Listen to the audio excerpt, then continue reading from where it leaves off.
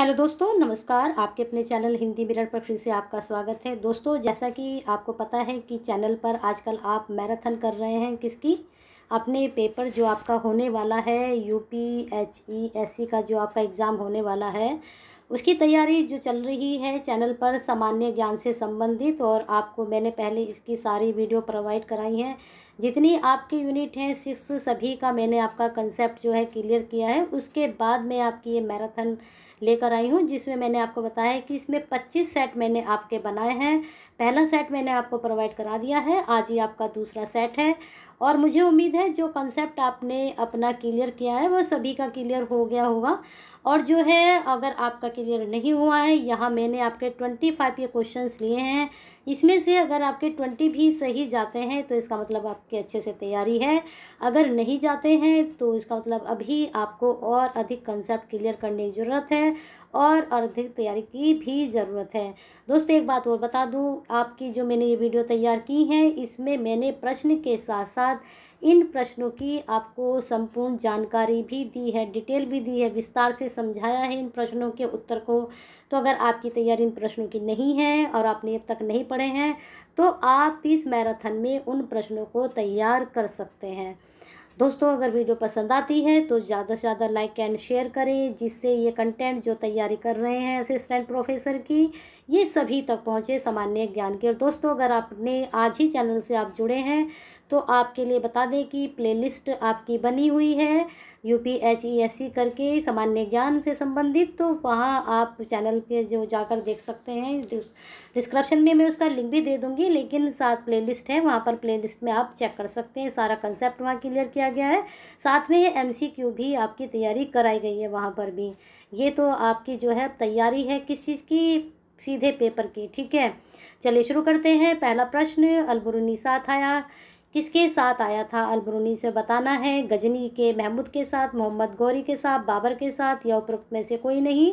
तो बताना है जो अलबरूनी था ये किसके साथ आया था। अब अलबरूनी कौन था इसके बारे में भी बताएंगे और ये किसके साथ आया था ये भी आपको जानकारी देंगे। अगर आपको पता है तो लगा लीजिए उत्तर, यहाँ हम आगे बताते हैं आपको इसकी जानकारी। अलबरूनी गजनी के लेखक, गजनी के महमूद गजनवी के साथ आया था। जो महमूद गजनवी था उसके साथ वो भारत आया था अलबरूनी, और एक गजनी का था। यह एक फारसी विद्वान लेखक धर्मज्ञ था। इसकी प्रसिद्ध रचना है किताब उल हिंद, तहकीक हिंद। इसके अतिरिक्त महमूद गजनवी के दरबार में फिरदौसी मुतबी आदि विद्वान थे। मोहम्मद गजनबी ने 1009 ईस्वी में 1027 ईस्वी तक भारत पर 17 बार आक्रमण किया था, सभी को पता है। महमूद के दरबारी इतिहासकार उतबी ने उसके आक्रमण को जिहाद माना था, और जिसका मूल उद्देश्य इस्लाम का प्रसार और बुत परस्ती, मूर्ति पूजा को समाप्त करना था। ठीक है, आपको पूरी जानकारी मिल गई। देखिए कितना अच्छा, अगर आपने तैयारी नहीं की तो आपने इसको वीडियो को देखा तो आपको एक अच्छा प्रश्न मिल गया। चलिए आगे देखते हैं। धौली स्थित है, कहाँ है धौली स्थित बताना है आपको, गंजाम, चिल्का, भुवनेश्वर या फिर जयपुर में। तो आपकी जानकारी के लिए बता दें कि जो धौली है वह जो है भुवनेश्वर में स्थित है। चलिए इसकी डिटेल देखते हैं, यहाँ पर इसकी डिटेल भी है। धौली हिल्स उड़ीसा में भुवनेश्वर से 8 किलोमीटर है दूर दया नदी किनारे स्थित है। इस स्थान से अशोक के चतुर्दश शिलालेखों की एक प्रति प्राप्त हुई है। धौली पहाड़ी की कलिंग युद्ध क्षेत्र माना जाता है। देखिए पूरी जानकारी आपको मिल गई धौली के बारे में। चलिए अगले प्रश्न पे चलते हैं। फाइयान भारत में आया, कब आया फाइयान भारत में? ये सीधा सीधा आपकी जानकारी भी यहाँ पर दी गई है, तो इसका उत्तर आपको दिखाई भी दे रहा होगा कि इसका उत्तर है डी।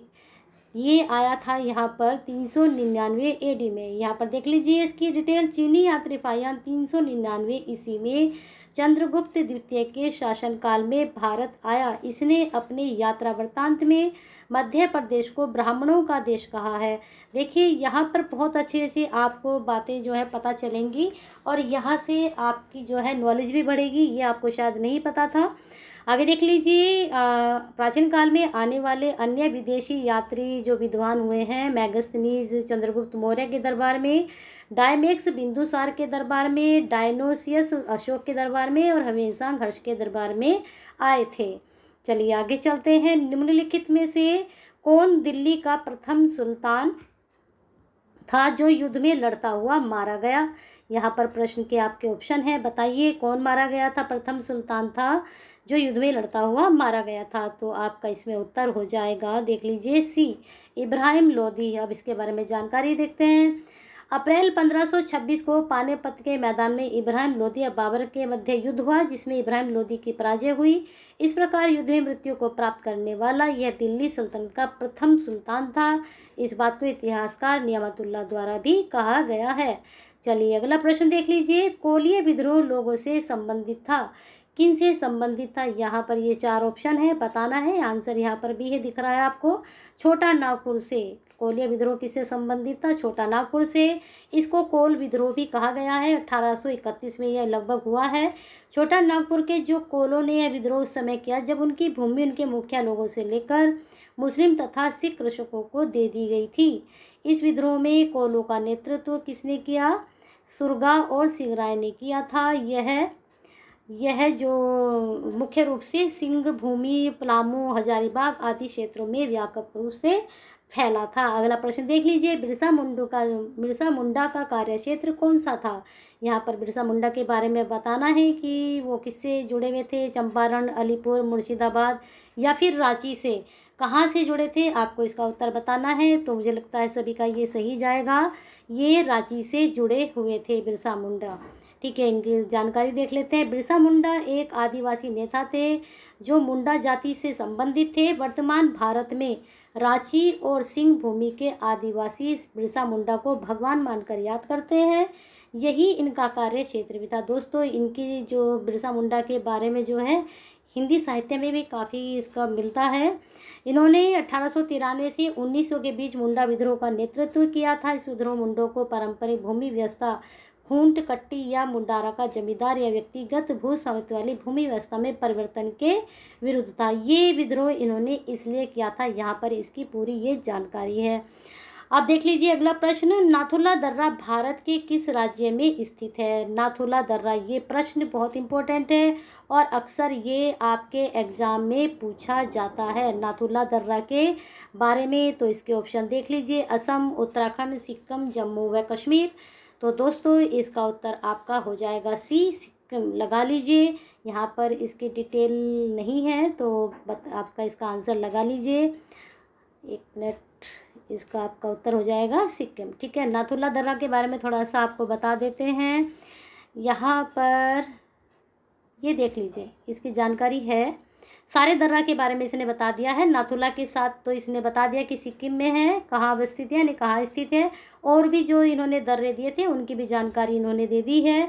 जोजिला पिरपंजाल को जम्मू कश्मीर में है, नीति माना उत्तराखंड कुमायूं में है और शिव किला रोहतांग हिमाचल प्रदेश में। देखिए आपको और भी जानकारी मिल गई साथ में। चलिए अगले प्रश्न पर। निम्नलिखित में से कौन सा एक जो है स्थान परमाणु शक्ति स्टेशन के लिए प्रसिद्ध है? इसमें बताना है कौन सा। तो यहाँ आपका है कुडनकुलम। ठीक है, कुडनकुलम परमाणु शक्ति स्टेशन के लिए प्रसिद्ध है। यहाँ इसकी जानकारी दी गई है, इसको आप पॉज करके पढ़ लेना या इसका स्क्रीनशॉट ले लीजिए, आराम से इसको पढ़ लेना। ठीक है, चलिए अगले प्रश्न पे चलते हैं। यूरोप के निम्नलिखित में कौन खाद्यान्न उत्पादन में आत्मनिर्भर है? खाद्यान्न उत्पादन में यहाँ देशों के नाम हैं, जर्मनी, फ्रांस, इटली। तो इसे बताना है कौन सा देश जो है खाद्यान्न उत्पादन में आत्मनिर्भर है, वो किसी पर निर्भर नहीं है। तो बी का आपका हो जाएगा फ्रांस। फ्रांस यूरोप का एकमात्र ऐसा देश है जो खाद्यान्न उत्पादन में आत्मनिर्भर है, किसी पर निर्भर नहीं है, अपने आप पर निर्भर है। अधिकांश जनसंख्या नागरिक होने के बावजूद कृषि प्रधान देश होने के कारण इसे किसानों का देश कहा जाता है। देखिए आपको एक प्रश्न और पता चल गया है। फ्रांस को वायन यार्ड की भी उपमा प्रदान की जाती है। 2 चीज़ों की जानकारी आपको यहाँ मिल गई है और ये प्रश्न के साथ साथ 3 प्रश्न आपके तैयार हो गए हैं। नेक्स्ट प्रश्न है, यूरोप में 4 राजधानियों से होकर प्रवाहित होने वाली नदी है। यूरोप में 4 राजधानियों से। ठीक है, और प्रश्न को अच्छे से समझिए। 10वें का आपका उत्तर क्या हो जाएगा, इसमें आपको बताना है कि 10वें का आपका उत्तर क्या है। तो आपकी जानकारी के लिए बता दें, 10वें का आपका उत्तर है डैन्यूब। ठीक है, चलिए इसकी जानकारी यहाँ पर देख लीजिए आप आराम से, या तो इसका स्क्रीनशॉट ले लीजिए या फिर इसको आप पॉज करके पढ़ लीजिए। थोड़ा सा बता देते हैं आपको इसके बारे में। डैन्यूब नदी जर्मनी के ब्लैक फॉरेस्ट प्रदेश से निकलकर पूर्व में बहती हुई काला सागर में गिरती है। यह यूरोप के 4 राजधानियों से होकर गुजरती है। कौन कौन सी राजधानी देख लीजिए, बुखारेस्ट रोमानिया, बेलग्रेड पूर्व Yugoslavia, Budapest Hungary, Vienna Austria. ठीक है, वोल्गा के पश्चात यह यूरोप की सबसे बड़ी नदी है। ये चीज़ देखिए, कितने सारे क्वेश्चंस आपके यहाँ से बन रहे हैं, आपको जानकारी मिल रही है इनकी। तो अच्छे से वीडियो को देखिए, और पसंद आ रही है तो साथ के साथ देर न कीजिए, लाइक भी कीजिए, शेयर भी कीजिए, आपके साथ ये महत्वपूर्ण जानकारी और लोगों तक भी पहुंच सके। चलिए अगला प्रश्न देख लीजिए, हीरे के लिए प्रसिद्ध किम्बरले खान अवस्थित है, यानी कि स्थित है कहाँ? डेनमार्क में, दक्षिणी अफ्रीका में, बेल्जियम में या ऑस्ट्रेलिया में? देखिए, अपने ज्ञान की परख कीजिए, कहाँ पर है बताइए जल्दी से आंसर। तो इसका आपका उत्तर हो जाएगा दक्षिण अफ्रीका में। ठीक है, चलिए इसकी डिटेल यहाँ देखते हैं। किम्बरले दक्षिण अफ्रीका के उत्तरी के प्रांत की राजधानी है। यह दक्षिण अफ्रीका की विश्व प्रसिद्ध हीरे की खान है। दक्षिण अफ्रीका संसार का सर्वाधिक सोना भंडारक और तीसरा सर्वाधिक उत्पादक राष्ट्र है संसार का। इसको नोट डाउन जरूर करें इसके बारे में। यहाँ का अधिकांश स्वर्ण हाई वेल्ड के विट वाटर सरेंड क्षेत्र में पाया जाता है। दक्षिण अफ्रीका स्थित जोहान्सबर्ग को स्वर्ण नगर की उपमा प्राप्त है। देखिए, आपको मुझे लगता है बहुत अच्छा कंटेंट भी मिल रहा है और साथ में आपका प्रश्नों को लेकर कंसेप्ट भी क्लियर हो रहा है। अगला प्रश्न, निम्नलिखित में से कौन भारत के उपराष्ट्रपति नहीं थे? बहुत अच्छा प्रश्न है। 4 हैं, फखरुद्दीन अली अहमद, डॉक्टर एस राधाकृष्ण, वीवी गिरी, डॉक्टर जाकिर हुसैन। बताइए इन चारों में से कौन उपराष्ट्रपति नहीं रहे हैं, कहाँ के? भारत के। तो अगर आपको पता है तो जल्दी से इसका उत्तर बताइए, अगर नहीं पता है तो हम बता देते हैं आपको। फखरुद्दीन अली अहमद जो है उपराष्ट्रपति पद पर नहीं रहे। यहाँ पर इनकी डिटेल देख लेते हैं। भारत के उपराष्ट्रपतियों की क्रमवार सूची ये है, देख लीजिए कौन कौन रहे हैं। अब आपको यहाँ पर सारे उपराष्ट्रपति के बारे में पता चल जाएगा। ठीक है, चलिए देखते हैं सारे यहाँ पर जो डिटेल है। डॉक्टर एस राधाकृष्णन ये रहे हैं 1952 से 1962 तक। डॉक्टर जाकिर हुसैन 1962 से तक ही रहे हैं, मतलब थोड़े दिन के लिए रहे हैं ये। वीवी गिरी 1967। जीएस पाठक, यहाँ पर आप ये जो है देख लेना कितने साल का गैप आ रहा है इनके बीच में। GS Pathak 69, B D Jatti 74, Hidayatullah 79, R Venkataraman 84, Shankar Dayal 87, R Narayanan 92। दोस्तों इन सब के ऑप्शन अच्छे से देख लेना। ज़रूरी नहीं आपसे किसी के भी बारे में पूछा जा सकता है, ज़रूरी है कि हिदायतुल्ला के बारे में पूछें या के आर नारायण के बारे में पूछें। अब जैसा वहाँ पर आपसे पूछ लिया गया था कि कौन इसमें से नहीं रहे हैं, अगर आपको सबके पता रहेंगे तो आप आराम से आंसर लगा पाएंगे। कुल 13 उपराष्ट्रपति हुए, वर्तमान में कौन है? वेंकैया नायडू। ठीक है, चलिए अगले प्रश्न पे चलते हैं आपके। हाँ, इनके बारे में थोड़ा सा और बताया फखरुद्दीन अली के बारे में। ये उपराष्ट्रपति कभी नहीं बने, जबकि 1974 में राष्ट्रपति पद पर आसीन हुए थे। चलिए आगे चलते हैं। अगला प्रश्न है, भारत में राज्यसभा किसका प्रतिनिधित्व करती है? बताइए इसमें किसका प्रतिनिधित्व करती है जो राज्यसभा है?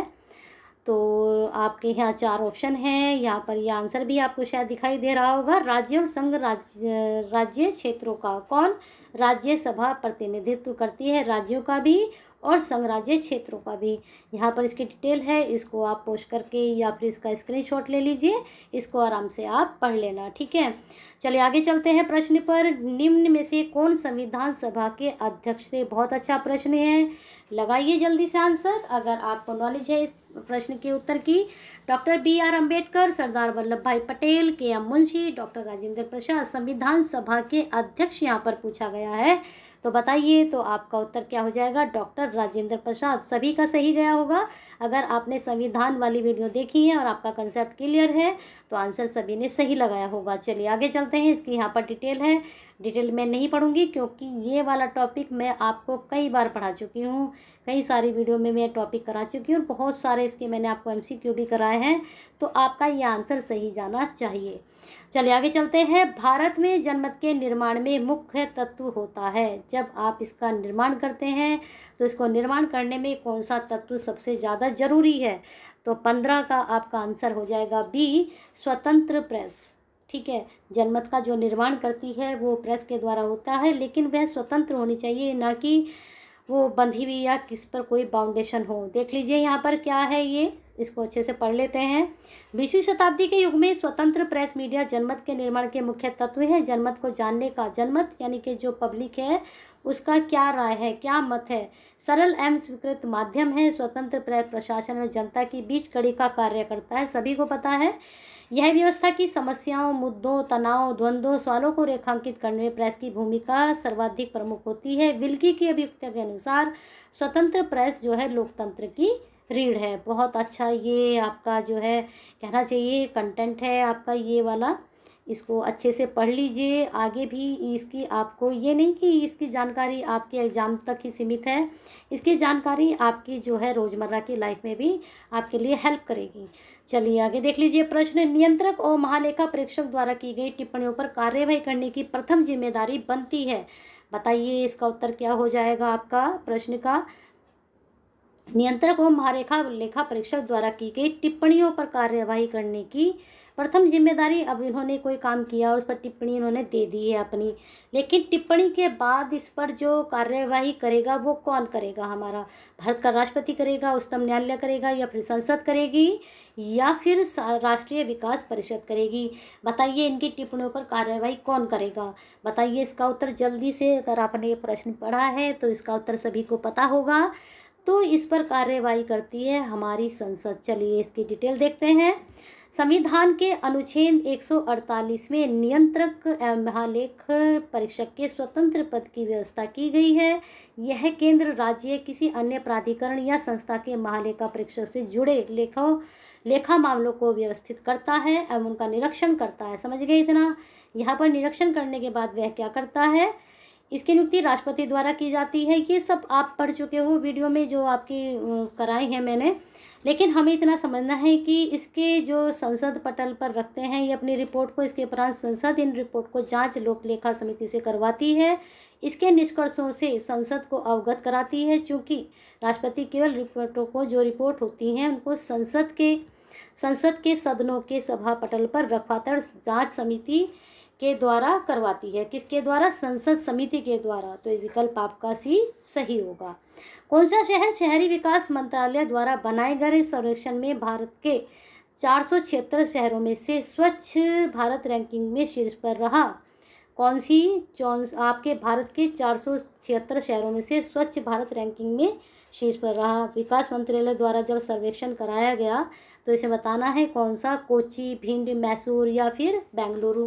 बताइए दोस्तों कौन सा शहर रहा। तो मुझे लगता है ये तो आपका जीके में भी क्वेश्चन बनता है। अगर आप डेली अपडेट रहते हैं तो ये आपको पता होगा इसका आंसर क्या होगा। तो इसका आंसर आपका, इसमें मैं बता दूं, इसमें आपका कोई सा भी आंसर जो है सही नहीं है, ये चारों ही गलत हैं। ठीक है, इसकी हम डिटेल देखते हैं। यहाँ पर इसकी डिटेल है। वर्ष 2019 में आवास एवं शहरी विकास मंत्रालय द्वारा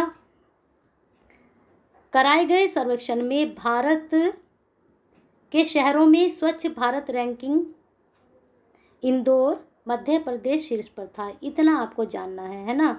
और 2019 में ये कराया गया था तो इसमें इंदौर जो है शीर्ष पर रहा। अब इसके बाद 20 और 21 भी आता है, वो आपको जीके की जब मैं वीडियो बनाऊंगी उसमें आपको मैं ये बता दूंगी, क्योंकि इस तरह के क्वेश्चन आपके जीके में भी बनते हैं। चलिए अगला प्रश्न देख लीजिए। किस शहर ने स्मार्ट सिटी मिशन के लिए केंद्र सरकार को अपना नामांकन सर्वप्रथम भेजा। बताइए स्मार्ट सिटी के लिए किसने जो है सर्वप्रथम भेजा था। तो इसमें आपके ऑप्शन है बीजापुर, पांडिचेरी, दुर्गापुर या फिर चेन्नई। तो आपको बताना है इसमें कौन है। तो दोस्तों बताइए कौन है इसमें, बताइए दोस्तों इसमें कौन सा उत्तर हो जाएगा। तो आपका 18 का उत्तर हो जाएगा बी, पांडिचेरी। पांडिचेरी ने जो है सर्वप्रथम जो है क्या दिया था, अपना नामांकन भेजा था। किसको, केंद्र सरकार को। चलिए अब इसकी डिटेल देखते हैं। यहाँ पर पांडिचेरी सरकार ने शहरी विकास मंत्रालय को 100 स्मार्ट सिटी मिशन में सम्मिलित होने के लिए अपना प्रथम नामांकन भेजा था। उसको अपने ऊपर इतना विश्वास था कि वो सबसे पहले उसने अपने आप को भेजा वहाँ पर। फिर क्या हुआ, स्मार्ट सिटी मिशन स्थानीय विकास को सक्षम करने के लिए प्रौद्योगिकी की मदद से नागरिकों के लिए बेहतर परिणामों के माध्यम से जीवन का गुणवत्ता में सुधार करने, आर्थिक विकास की गति हेतु भारत सरकार द्वारा की गई एक योजना है।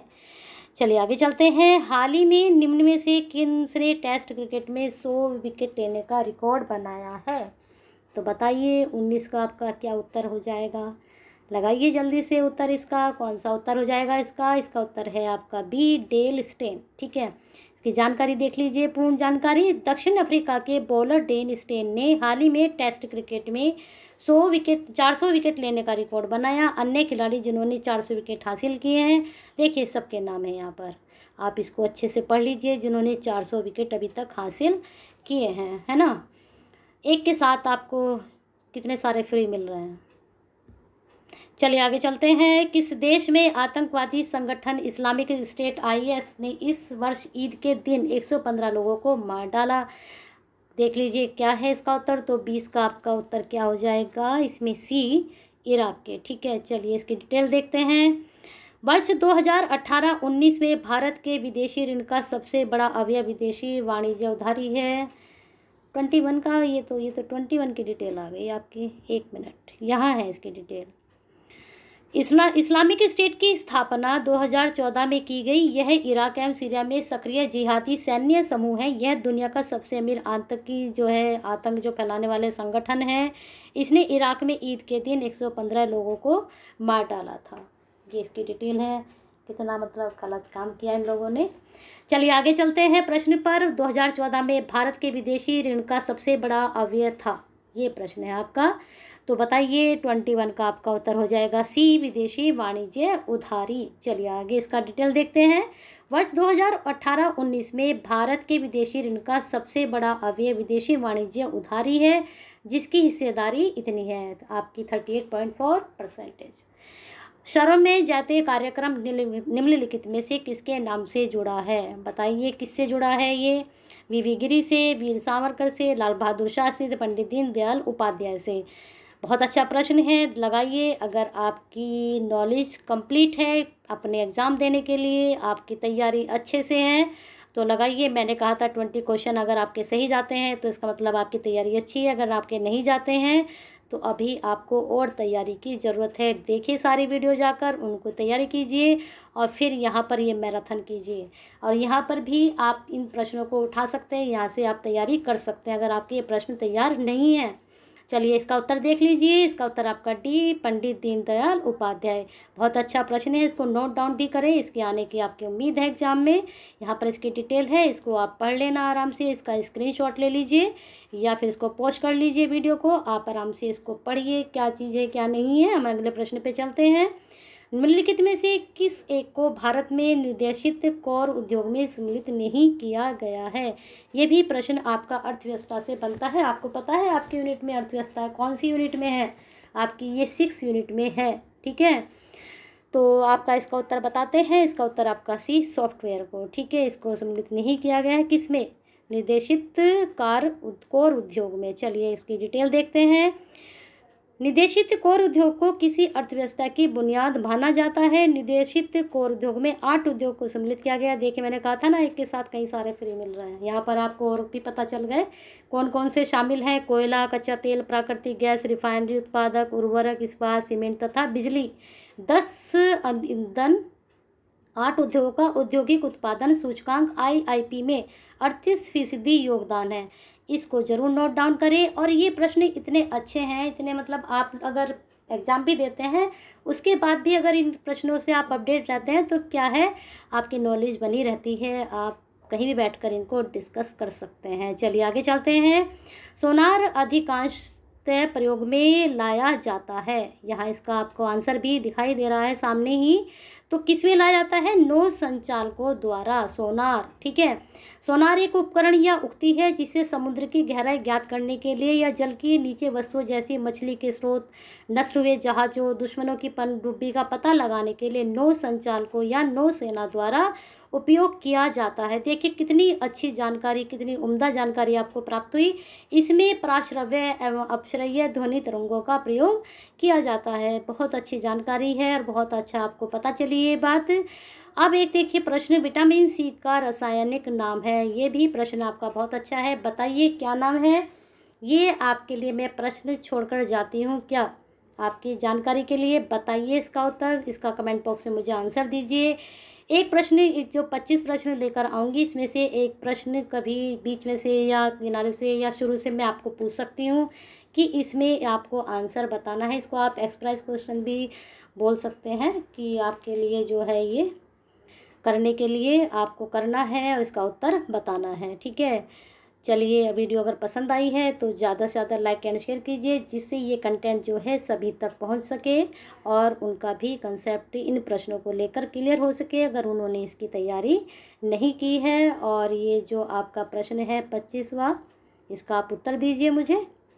सरप्राइज़ क्वेश्चन है आपका ये। ठीक है, चलिए ठीक है।